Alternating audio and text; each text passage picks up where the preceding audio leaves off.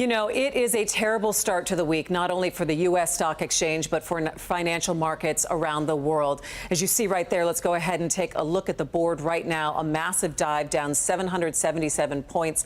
Correction to the market, really sending signs that the U.S. economy is slowing down. The sell-off began at the end of last week with that U.S. jobs report showing slower hiring and unemployment rising to its highest level in nearly 3 years. Now economists are saying that the Fed waited too long to cut interest rates. So why is this happening, and what should you do if you're retiring soon and you're really banking on that money that you've been investing for years?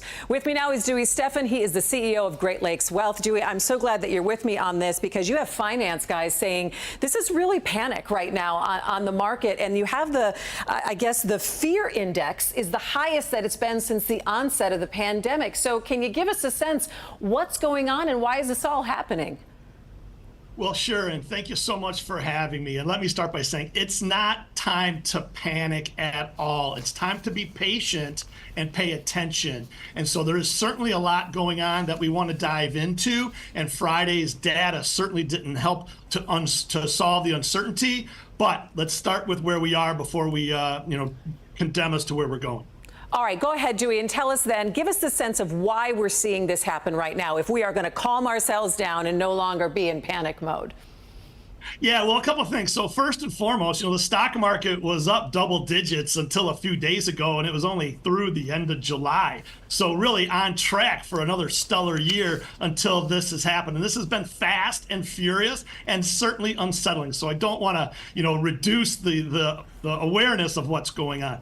But all that being said, you have the summer slowdown. Wall Street hates uncertainty. That's number one. We have an election coming up. We have uncertainty with what the Federal Reserve will do. And we certainly have earnings in the economy and the numbers you mentioned on Friday. So there is a lot of uncertainty, and there are some rules that you need to live by going forward. But that's kind of where we're at. All right. So if you're talking about rules to live by going forward, before we get to that, talk to the people out there who are closer to retirement than maybe some are. We talk about putting our investments there and just waiting and watching. Don't panic. Don't make any sudden moves. But for people who are ready to maybe pull that out in the next year or two, what should they be looking at today?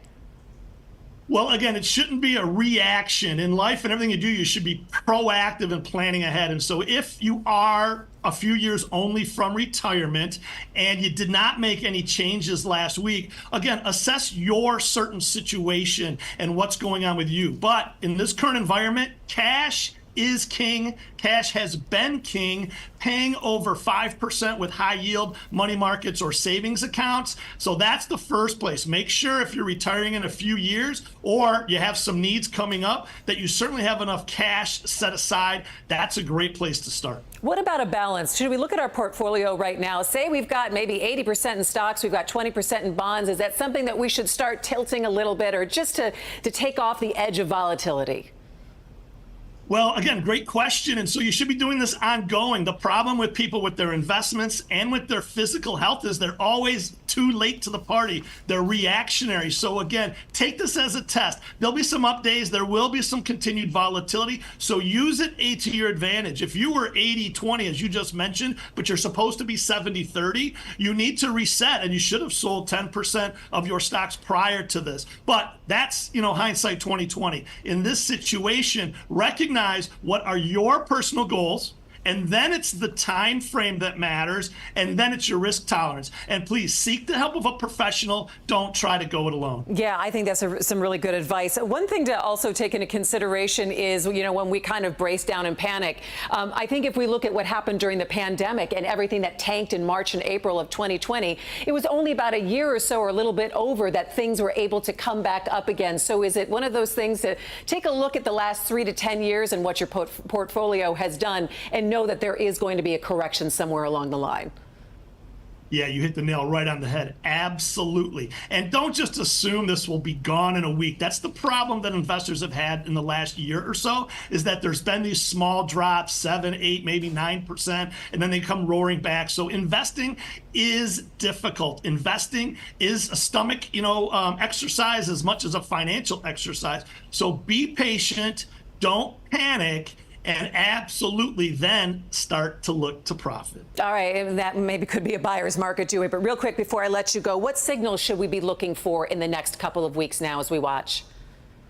Well, what a lot of the professional investors are looking at is what will the Fed do? They steadfast at the last meeting, which was just last week. They're talking about they will do a cut, and we were all anticipating it will be September, and they did not say 100% that would happen. Some are now calling for an emergency cut this week or next week. We'll see what happens. That could do more harm than good to let us all know that there's bigger problems than we're aware of. So we do want to see kind of how the Fed communicates and acts, and then we'll go from there. All right, Dewey Steffen, the CEO of Great Lakes Wealth, thanks so much for being with me and explaining all this as we watch and wait. Thanks so much.